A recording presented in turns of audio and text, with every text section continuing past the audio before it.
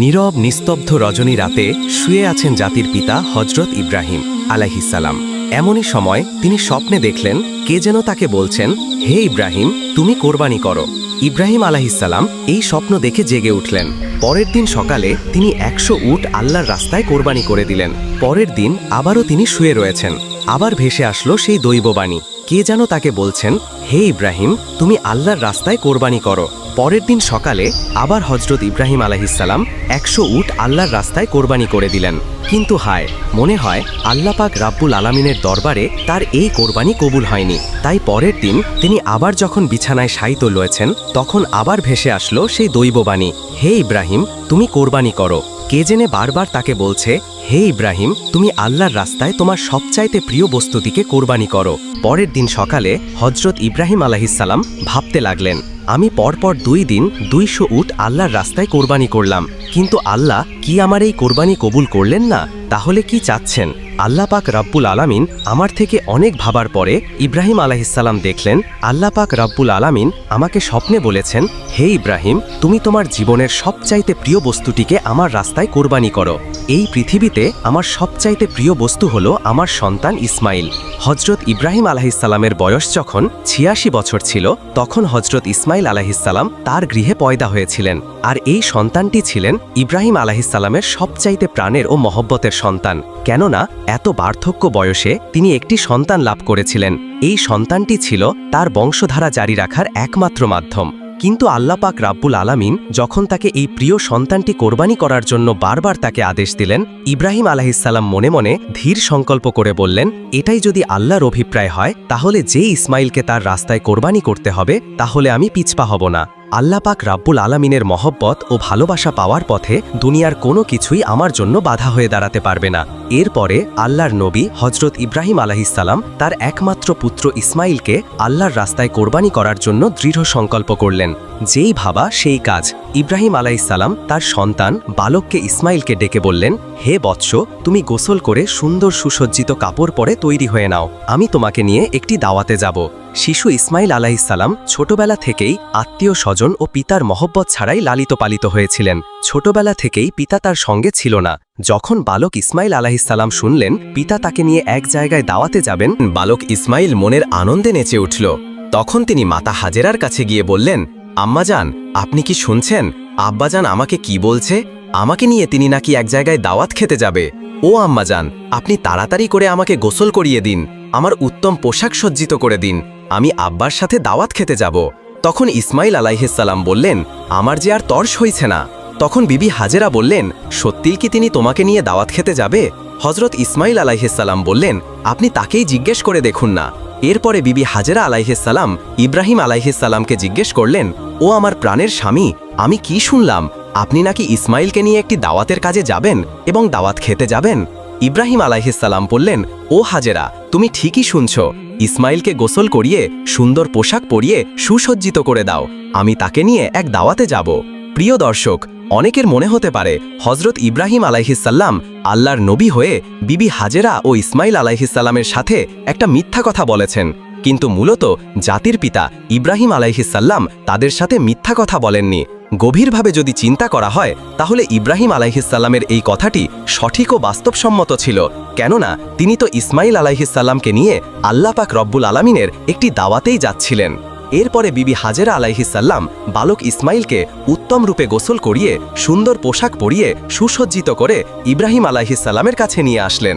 অতপর তাকে স্বামীর হাতে তুলে দেওয়ার পূর্বে বললেন, ও আমার প্রাণের স্বামী, ইসমাইলকে আমি ছোট থেকে এই পর্যন্ত লালন পালন করেছি, কিন্তু এর মধ্যে আমি তাকে একটিবারের জন্য আমার দৃষ্টির আড়াল হতে দেইনি। ও আমার প্রিয় স্বামী, আপনি সব সময় তাকে দেখে রাখবেন, কখনোই আপনি তাকে আপনার চোখের আড়াল করবেন না। যতক্ষণ পর্যন্ত না আপনি আর ইসমাইল আলাইহিসসালাম আমার কাছে ফিরে আসছেন, ততক্ষণ পর্যন্ত আমি উদ্বিগ্ন থাকব এবং আপনার পথপানে এসেই থাকব। আমি আপনার এবং আমার পুত্রের পানে চেয়েই আমার সময় কাটাবো। হজরত ইব্রাহিম আলাইহিসসালাম বিবি হাজেরার এই কথা শুনে কোনো কিছুই উত্তর করল না। তার হৃদয়ের মধ্যে এক তুফান বয়ে যাচ্ছিল।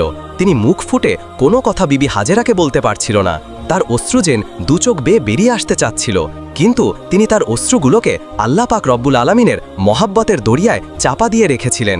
এরপরে হজরত ইব্রাহিম আলাইহিসসালাম বালক ইসমাইলকে নিয়ে চলতে লাগলেন মিনার পাহাড়ের দিকে। অভিশপ্ত ইবলিশ যখন দেখল জাতির পিতা হজরত ইব্রাহিম আলাইহিসাল্লাম আল্লাহ পাক রব্বুল আলামিনের আদেশ পালনার্থে একমাত্র পুত্র সন্তানকে জবন করার জন্য তিনি ধীর সংকল্প করেছে, তখন তারা সহ্য হল না। সে বলতে লাগল, হায় রে, আমি ইবলিশ, মানবজাতির জন্য আমি বেহেশত থেকে বহিষ্কৃত হয়েছি এবং আমি চিরমর্দুদ ও জাহান্নামী হয়েছি। আর সেই মানবজাতির একজন সন্তান ইব্রাহিম আল্লাহ পাক রব্বুল আলামিনের আদেশ পালন করে তার প্রিয়জন হবে। এটা আমি কিভাবে সহ্য করব? কোনোভাবে এটা হতে দেওয়া যাবে না। যে করেই হোক ইব্রাহিমকে এই কাজ থেকে ফিরিয়ে রাখতেই হবে। তাই ইবলিশ তার চক্রান্ত ষড়যন্ত্র বাস্তবায়নের জন্য সর্বপ্রথম বিবি হাজেরা আলাইহিসসালামের কাছে একজন ভালো মানুষের বেশ ধরে উপস্থিত হল। বিবি হাজেরা আলাইহিসসালামের কাছে গিয়ে ইবলিশ বলল, ও হাজেরা, তুমি কি জানো তোমার স্বামী ইব্রাহিম তোমার সন্তানকে কোথায় নিয়ে যাচ্ছেন? তখন বিবি হাজেরা আলাইহিসসালাম বললেন, কেন? তিনি তাকে একটি দাওয়াতে নিয়ে যাচ্ছেন। তখন ইবলিশ বলল, আমি এতদিন ঠিকই শুনেছি, নারী জাতি অত্যন্ত সহজ ও সরল। তাদেরকে যে কোনো মিথ্যা কথা বলে ও প্রতারণামূলক কথা বলে ধোকা দেওয়া যায়। তোমাদের স্বামী তোমাকে ধোকা দিয়েছে। বিবি হাজেরা আলাইহিসসালাম শয়তানের মুখের এই কথা শুনে বলল, তুমি এ কেমন কথা বলছো? আমার স্বামী আল্লাহর নবী, তিনি কিভাবে আমাকে ধোকা দিতে পারেন? আমি তোমার কথা বিশ্বাস করি না। আর সত্যি করে বলো তো, তুমি কে এবং কি উদ্দেশ্যে আমার স্বামীর বিরুদ্ধে তুমি আমাকে প্রচারিত করছো? তুমি এখনই আমার কাছ থেকে দূর হয়ে যাও। ইবলিস বলল, ও হাজেরা, এখন তো তুমি অত্যন্ত তেজের সাথে কথা বলছো, কিন্তু কালকে যখন দেখতে পাবে সত্যি ইব্রাহিম তার সন্তান ইসমাইলকে জবেহ করে দিয়েছে, তখন দেখা যাবে তোমার এত তেজ কোথায় থাকে। বিবি হাজেরা এবার বিরক্ত হয়ে বললেন, আচ্ছা, তুমি কি বলতে যাচ্ছ? একটু খুলে বলো তো। শয়তান তখন বলল, আমি সে কথা বলার জন্য তোমার কাছে এসেছি। তখন বিবি হাজেরা বললেন, তুমি কি আমাকে বুঝিয়ে বলতে পারো এর কি কোনো যুক্তি হয়? একজন পিতা কেন তার একমাত্র নিরপরাধ সন্তানকে জবেহ করবে? শয়তান বলল, হাজেরা, ইব্রাহিম খামাখাই ইসমাইলকে জবেহ করে না। আল্লাহ পাক রব্বুল আলামিন তাকে নির্দেশ দিয়েছেন তিনি যেন ইসমাইলকে তার রাস্তায় জবেহ করে। সে কারণে ইব্রাহিম আলাইহিসসালাম তোমার পুত্র ইসমাইলকে তার পাহাড়ের দিকে নিয়ে যাচ্ছে। এখনো সময় আছে, তুমি তাড়াতাড়ি করে ইসমাইলকে তার হাত থেকে রক্ষা করো, নাইলে দেখবে ইব্রাহিম তোমার পুত্র ইসমাইলকে আল্লাহর আদেশ পালন করতে গিয়ে জবেহ করে ফেলবে। তখন বিবি হাজেরা এবার শয়তানের কথা শুনে বললেন, আল্লাহ পাক রব্বুল আলামিন দুনিয়ার এতগুলো মানুষের মধ্য থেকে যদি আমার পুত্র ইসমাইলকে তার রাস্তায় জবেহ করার জন্য কবুল করে থাকেন, তাহলে এর চাইতে বড় সৌভাগ্যের বিষয় তো আমার জন্য আর কিছুই হতে পারে না। শুধু একজন ইসমাইল নয়, আল্লাহ পাক রব্বুল আলামিন যদি আমাকে হাজার হাজার সন্তান দিতেন, আর সেই হাজার হাজার সন্তানকেও যদি আল্লাহ পাক রব্বুল আলামিনের রাস্তায় কুরবানি করার জন্য আল্লাহ পাক যদি আমাদেরকে আদেশ দিতেন, আমি খুশি মনে তাদের সকলকেই আল্লাহ পাক রব্বুল আলামিনের রাস্তায় জবেহ করে উৎসর্গ করে দিতাম। আমি বুঝতে পেরেছি তুমি মরদুদ, তুমি ইবলিশ, আর তুমি আমাকে ধোঁকা দিতে ও প্ররোচিত করতে এসেছো। আমি তোমার কাছ থেকে আল্লাহর আশ্রয় প্রার্থনা করছি। তিনি বললেন, আউযু বিল্লাহি মিনাশ শাইতানির রাজিম, লা হাওলা ওয়ালা কুওয়াতা ইল্লা বিল্লাহিল আলিয়্যুল আযীম। ও ইবলিশ, তুমি এখনই আমার চোখের সামনে থেকে দূর হয়ে যাও। বিবি হাজেরা আলাইহিসসালামের এই তেজদীপ্ত বক্তব্য শুনে ইবলিশ আর তার কাছে টিকতে পারল না। অতঃপর সে সেখান থেকে পাগলা কুকুরের মতো লেজ গুটিয়ে পালিয়ে গেল। ইবলিশ যখন দেখল বিবি হাজেরাকে ধোঁকা দিয়ে কোনো রকমই কাজ করা যাচ্ছে না, তখন সে চিন্তা করতে লাগল, যাই বালক ইসমাইলকে গিয়ে এবার ধরি। হজরত ইসমাইল আলাইহিসসালাম হজরত ইব্রাহিম আলাইহিসসালামের পিছনে পিছনে চলতেছিলেন এবং তিনি কিছুটা তার পিছনেই ছিলেন। ইবলিশ তখন ইসমাইল আলাইহিসসালামকে হাতের ইশারায় ডেকে ইব্রাহিম আলাইহিসসালাম থেকে আরও দূরত্বে নিয়ে গেল। এরপর সে ইসমাইল আলাইহিসসালামকে বলল, ও ইসমাইল, তুমি কি জানো তোমার পিতা তোমাকে কোথায় নিয়ে যাচ্ছে? ইসমাইল আলাইহিসসালাম বললেন, কেন দাওয়াত খেতে নিয়ে যাচ্ছে? তখন ইবলিশ বলল, ওহে বালক, তুমি তো অত্যন্ত কচি ও ছোট, তোমার মন সাদাসিদে ও ভোলাবালা, তাই তোমার পিতা তোমাকে দাওয়াত খাওয়ার কথা বলে ধোঁকা দিয়েছে। তখন ইসমাইল আলাইহিসসালাম বললেন, তুমি এ কেমন কথা বলছো? কেন আমার পিতা আমাকে ধোঁকা দিবে? আমি তার একমাত্র সন্তান, আর এতদিন পরে তিনি আমার সাথে দেখা করতে এসেছেন। ধোঁকা দেওয়ার উদ্দেশ্য কি হতে পারে? তখন ইবলিশ বলল, ও ইসমাইল, তুমি জেনে রাখো তোমার পিতা তোমাকে দাওয়াত খাওয়ার কথা বলে ধোঁকা দিয়ে জবেহ করার জন্য নিয়ে যাচ্ছে। মিনার পাহাড়ে গিয়ে তিনি তোমাকে জবেহ করে দিবেন। তখন ইসমাইল আলাইহিসসালাম বললেন, এটার কি কোনো যুক্তি হতে পারে যে কোনো পিতা তার একমাত্র সন্তানকে বিনা কারণে জবা করে দিবেন? ইবলিশ তখন বললেন, ও ইসমাইল, তোমার পিতা বিনা কারণে তোমাকে জবা করবে না। আল্লাহ পাক রব্বুল আলামিন তাকে নির্দেশ দিয়েছেন তিনি যেন তোমাকে তার রাস্তায় কোরবানি করেন, আর আল্লাহর নির্দেশ পালন করার জন্যই তোমার পিতা তোমাকে মিনার পাহাড়ে জবেহ করার জন্য নিয়ে যাচ্ছেন, তখন ইসমাইল আলাইহিসসাল্লাম বললেন, আল্লাহ পাক রব্বুল আলামিন এই দুনিয়াতে এত এত মানুষের মধ্য হতে যদি আমাকেই তার রাস্তায় জবেহ করার জন্য কবুল করে থাকেন, তাহলে এর চাইতে বড় সৌভাগ্য বিষয় আর কী বা হতে পারে। আমি বুঝতে পেরেছি তুমি হলে ইবলিশ। ও ইবলিশ, তুমি জেনে রাখো, আল্লাহ পাক রব্বুল আলামিন যদি আমাকে লক্ষ কোটি জীবন দিতেন, আর সেই লক্ষ কোটি জীবনকেও আল্লাহ পাক রব্বুল আলামিন যদি তার রাস্তায় কোরবানি করার জন্য কবুল করতেন, তাহলে আমি প্রতিবারই আল্লাহ পাক রব্বুল আলামিনের রাস্তায় কোরবানি হওয়ার জন্য প্রস্তুত থাকতাম। ও ইবলিশ, তুমি আমার কাছ থেকে এখনই দূর হয়ে যাও, আমি তোমার থেকে আল্লাহর কাছে আশ্রয় প্রার্থনা করছি। তখন ইসমাইল আলাইহিসসাল্লাম বললেন, আউযুবিল্লাহি মিনাশ শাইতানির রাজিম। এরপরে হজরত ইসমাইল আলাইহিসসাল্লাম ইবলিশকে লক্ষ্য করে পাথর মারতে লাগলেন।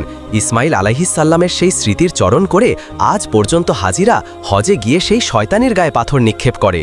এরপরে হজরত ইব্রাহিম আলাইহিসসাল্লাম পুত্র ইসমাইলকে নিয়ে মিনা প্রান্তরে উপস্থিত হলেন। তাফসিরে রুহুল মানিতে রয়েছে, ইসমাইল আলাইহিসসাল্লামকে জবেহ করার পূর্বে জাতির পিতা হজরত ইব্রাহিম আলাইহিসসাল্লাম তার সাথে একটি পরামর্শ করে নিতে চাইলেন। কোরআনের ভাষায় ইব্রাহিম আলাইহিসসাল্লামের সেই পরামর্শের বাক্যগুলি ছিল এইরূপ। তিনি বললেন, ইন্নি আফিল মানামা ইন্নি জাবিহুম ফাংজুর মাজা তারা। তিনি বললেন, হে আমার বৎস, আমি স্বপ্নে দেখছি যে আমি তোমাকে জবেহ করছি, এখন তোমার অভিমত কি বলো। তখন ইসমাইল আলাইহিসসাল্লাম বলল, হে আমার পিতা, আপনি যা আদিষ্ট হয়েছেন তাই করুন, আল্লাহ ইচ্ছা করলে আপনি আমাকে ধৈর্যশীলদের অন্তর্ভুক্ত পাবেন। হজরত ইসমাইল আলাইহিসসাল্লামের এইরূপ জবাব শুনে ইব্রাহিম আলাইহিসসাল্লাম অত্যন্ত খুশি হলেন। তারপর ইসমাইল আলাইহিসসাল্লাম তার পিতাকে লক্ষ্য করে বললেন, ওহে আব্বাজান, আপনি তো আমাকে জবেহ করে দিবেন, তার পূর্বে আমার কয়েকটি অনুরোধ রয়েছে, আপনি কি দয়া করে আমার সেই অনুরোধগুলি রক্ষা করবেন? তখন ইব্রাহিম আলাইহিসসাল্লাম বললেন, বৎস, তুমি তোমার আরজিগুলো পেশ করতে পারো, আমি সেগুলিকে যথাসাধ্য রক্ষা করার চেষ্টা করব। তখন হজরত ইসমাইল আলাইহিসসাল্লাম বললেন, ওহে আব্দাজান, আমাকে জবেহে করার পূর্বে আমার হাত পা উত্তম রূপে বেঁধে নেবেন। দেখা যায় জবেহে করার সময়ে জীবজন্তুগুলি তাদের হাত পা ছোড়াছুড়ি করে, তেমনিভাবে মৃত্যু যন্ত্রণা সহ্য করতে না পেরে আমিও যদি আমার হাত পাগুলি ছোড়াছুড়ি করি, তা যদি আপনার শরীরে লেগে যায়, এতে আমার বেয়াদবি হবে, আর আমি চাই না মৃত্যুর পূর্বে আমার পিতার সাথে আমি বেয়াদবি করি। অতএব হে আব্বাজান, আপনি আমার এই অনুরোধ রক্ষা করবেন। আর দ্বিতীয়ত হলো, আমাকে জবেহে করার সময় আপনি আমার চক্ষুদয় ভালোভাবে কাপড় ধারা বেঁধে নেবেন, কেননা জবেহে করার সময় যদি আমার দৃষ্টি আপনার চেহারায় পড়ে, তাহলে আপনার প্রতি আপনার দয়া হবে, যাতে আপনার জবেহের কাজে ব্যাঘাত সৃষ্টি হবে। আমি চাই না আমার চেহারার কারণে আপনি আল্লাহ পাক রাব্বুল আলামিনের আদেশ পালন করতে কোনোরূপ বাধার সম্মুখীন হন। আর তৃতীয়ত হলো, আমার যে আবদার তা হলো, কোরবানি করার পরে যখন আপনি গৃহে প্রত্যাবর্তন করবেন, তখন আমার রক্তমাখা জামাকাপড়গুলি নিয়ে আমার জনম দুঃখিনী আম্মার নিকট সমর্পণ করবেন এবং তাকে আমার সালাম জানাবেন, আর বলবেন যে তার এই ত্যাগের বিনিময়ে আমরা একত্রে বেহেশতে অবস্থান করতে পারব। এবং তাকে আরও বলবেন যে আল্লাহ পাক রাব্বুল আলামিন তার নির্দেশ পালন করার যে তৌফিক আমাদেরকে দিয়েছেন, তার জন্য তিনি যেন শুকরিয়া আদায় করেন এবং তিনি যেন আমার জন্য কোনো রূপ দুঃখ প্রকাশ না করেন। পুত্রের মুখে এই কথাগুলো শ্রবণ করে হজরত ইব্রাহিম আলাইহিসসাল্লাম অত্যন্ত সন্তুষ্ট হলেন। তিনি তার অস্থিনের নিচে পূর্বেই একগাছা দড়ি ও একখানা ছুরি লুকিয়ে রেখেছিলেন। তারপর তিনি সেই দড়ি বের করে হজরত ইসমাইল আলাইহিসসাল্লামের হাত ও পা ভালো মতো বেঁধে নিলেন। এরপরে তার চোখে একখানা কাপড় বেঁধে নিলেন। তারপর হজরত ইসমাইল আলাইহিসসাল্লামকে জবেহে করার জন্য মাটিতে শুইয়ে নিলেন। জাতির পিতা হজরত ইব্রাহিম আলাইহিসসাল্লাম তার হাতে ছুরি নিয়ে প্রস্তুত রয়েছেন। তিনি জবেহে করবেন তার একমাত্র সন্তান ইসমাইলকে। তিনি এর মাধ্যমে চাচ্ছেন আল্লাহর আদেশ পালন করতে। তিনি সংকল্প করেছেন যে আল্লাহর আদেশ পালন করতে তাকে পৃথিবীর কোনো শক্তি বাধা দিতেই পারবে না। পিতা তার পুত্রের গলায় ছুরি চালিয়ে দিবেন আল্লাহর প্রেম ও মহব্বতে মাতোয়ারা হয়ে। এই দৃশ্য দেখে আসমান ও জমিনের ফেরেশতারা প্রকম্পিত হয়ে যাচ্ছে। তারা আল্লাহর তাসবিহ ও পবিত্রতা ঘোষণা করে যাচ্ছে। এরপরে হজরত ইব্রাহিম আলাইহিসসাল্লাম পুত্র ইসমাইলের গলায় ছুরি চালাতে যাবেন। এমন সময় আল্লাহ পাক রাব্বুল আলামিন ছুরিকে নির্দেশ দিলেন, হে ছুরি, খবরদার, তুই ইসমাইলের গলার একটি পশমও কাটবি না। তুই যদি ইসমাইলের গলার একটি পশমও কাটিস, তাহলে তোর জন্য আমি জাহান্নামের আগুনকে অবধারিত করে দিব। তারপর হজরত ইব্রাহিম আলাইহিসসালাম বিসমিল্লাহ বলে পুত্র ইসমাইলের গলায় ছুরি চালিয়ে দিলেন। কিন্তু ছুরি তো পূর্বেই আল্লাহর নির্দেশ পেয়েছে।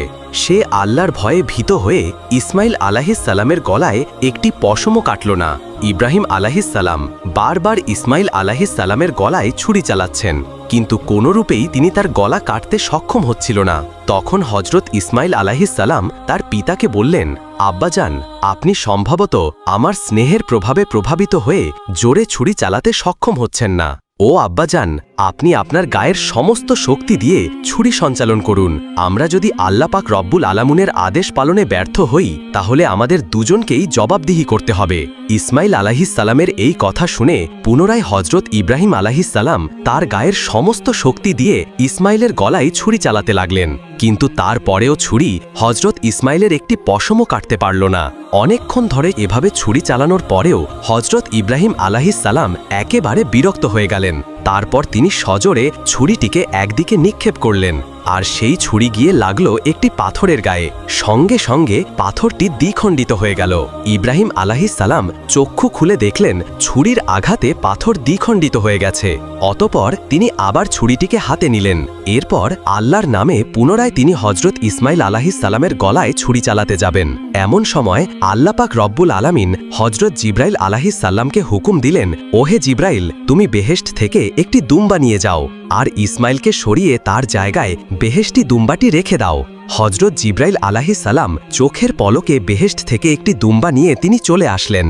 প্রিয় দর্শক, এখানে একটি কথা বলে রাখা ভালো, এই দুম্বাটি ছিল হজরত আদম আলাইহিসসালামের নেক সন্তান হাবিলের কোরবানিকৃত দুম্বা, যেটি আল্লাহ পাক রব্বুল আলামিন এতদিন বেহেশতে সংরক্ষণ করে রেখেছিলেন। তারপর হজরত জিব্রাইল আলাইহিসসালাম ইসমাইল আলাইহিসসালামকে সরিয়ে ইব্রাহিম আলাইহিসসালামের ছুরির নিচে সেই বেহেশতি দুম্বাটি রেখে দিল, আর ওদিকে হজরত ইব্রাহিম আলাইহিসসালাম ছুরি চালিয়ে দিলেন। সাথে সাথে বেহেশতি দুম্বাটি কোরবানি হয়ে গেল। কিন্তু হজরত ইব্রাহিম আলাইহিসসালাম মনে করলেন তার পুত্র ইসমাইলকে তিনি কোরবানি করে দিয়েছেন। কোরবানি সম্পন্ন হওয়ার সাথে সাথে হজরত ইব্রাহিম আলাইহিসসালাম বললেন, আলহামদুলিল্লাহ, আলহামদুলিল্লাহ। তারপর তিনি তার চক্ষু খুলে দেখলেন ইসমাইল তো তার পাশে দাঁড়িয়ে রয়েছে। কোরবানি হয়ে গেছে একটি বেহেশতি দুম্বা। এই দৃশ্য দেখে হজরত ইব্রাহিম আলাইহিসসালাম আল্লাহর ফেরেশতা জিব্রাইল আলাইহিসসালামকে জিজ্ঞাসা করলেন, হে ভাই জিব্রাইল, আল্লাহ পাক রব্বুল আলামিন কি তবে আমার কোরবানি কবুল করেননি? কেন আমি আমার পুত্র ইসমাইলকে কোরবানি করতে সক্ষম হলাম না? হজরত জিব্রাইল আলাইহিসসালাম বললেন, হে ইব্রাহিম, আল্লাহ তাআলা আপনার প্রতি সন্তুষ্ট হয়েছেন। আপনি তার নির্দেশ পালন করতে গিয়ে স্বীয় পুত্রকে কোরবানি করতে উদ্যত হয়েছিলেন, এবং আপনার পুত্র যেভাবে আল্লাহর নির্দেশ মান্য করে স্বীয় প্রাণ তার রুহে উৎসর্গ করতে প্রস্তুত হয়েছিলেন, তাতেই আল্লাহ পাক রব্বুল আলামিন আপনাদের পিতা ও পুত্রের উভয়ের ওপরে অত্যন্ত সন্তুষ্ট হয়েছেন। তিনি আপনাদের উভয়কে পরীক্ষা করেছিলেন এবং আপনারা সেই পরীক্ষায় উত্তীর্ণ হয়েছেন। তাই আল্লাহ পাক রব্বুল আলামিন আপনার ওপর সন্তুষ্ট হয়ে বেহেশত থেকে একটি দুম্বা প্রেরণ করেছেন, আর সেই দুম্বাটিকেই আপনি কোরবানি করেছেন। হজরত জিব্রাইল আলাইহিসসালামের মুখ থেকে এই কথা শ্রবণ করার পরে হজরত ইব্রাহিম আলাইহিসসালাম পুনরায় আল্লাহ পাক রব্বুল আলামিনের শুকরিয়া আদায় করলেন। আল্লাহ পাক রব্বুল আলামিন হজরত ইসমাইল আলাইহিসসালামকে কোরবানি দেওয়ার সর্বশেষ পরিস্থিতির ওপরে আল কোরআনে উল্লেখ করেছেন, লাম আসলাহা ওয়াজাবিন ইব্রাহিম মোহসিন ইন্নাহু মিনাল মোহসিনিন। আল্লাহ পাক রব্বুল আলামিন বললেন, অতঃপর তারা যখন উবাই আল্লাহ পাক রব্বুল আলামিনের অনুগত্য প্রকাশ করল এবং ইব্রাহিম তার পুত্রকে জবেহ করার জন্য কাঁধ করে শায়িত করল, আর তখনই আমি তাকে আহ্বান করে বললাম, হে ইব্রাহিম, তুমি তোমার স্বপ্নের আদেশ সত্যিই পালন করলে, আর এভাবেই আমি সৎকর্ম পরায়ণদেরকে পুরস্কৃত করে থাকি। নিশ্চয়ই এটা ছিল একটা স্পষ্ট পরীক্ষা, আর আমি তার পরিবর্তে এক পুষ্ট জন্তু জবেহ করেছিলাম, এবং আমি তা পরবর্তীদের জন্য নিদর্শন করে রেখেছি। ইব্রাহিমের ওপর শান্তি বর্ষিত হোক। এভাবেই আমি সৎকর্ম পরায়ণদেরকে পুরস্কৃত করে থাকি। প্রিয় দর্শক, এই ছিল হজরত ইব্রাহিম আলাইহিসসালাম কর্তৃক তার পুত্র ইসমাইল আলাইহিসসালামকে কোরবানি দেওয়ার কাহিনী। আল্লাহ পাক রব্বুল আলামিন জাতির পিতা হজরত ইব্রাহিম আলাইহিসসালামের এই ত্যাগ তিতিক্ষা ও আল্লাহর প্রেম থেকে আমাদেরকেও শিক্ষালাভ করার তৌফিক দান করুন। সকলেই কমেন্ট বক্সে লিখুন আমিন। এরকম নিত্য নতুন ইসলামিক ঘটনা পেতে অবশ্যই আমাদের এই চ্যানেলটি সাবস্ক্রাইব করে পাশে থাকবেন। তো দেখা হচ্ছে পরবর্তী ভিডিওতে। সে পর্যন্ত আল্লাহ পাক রব্বুল আলামিন আপনাদের সকলকে ভালো রাখুন।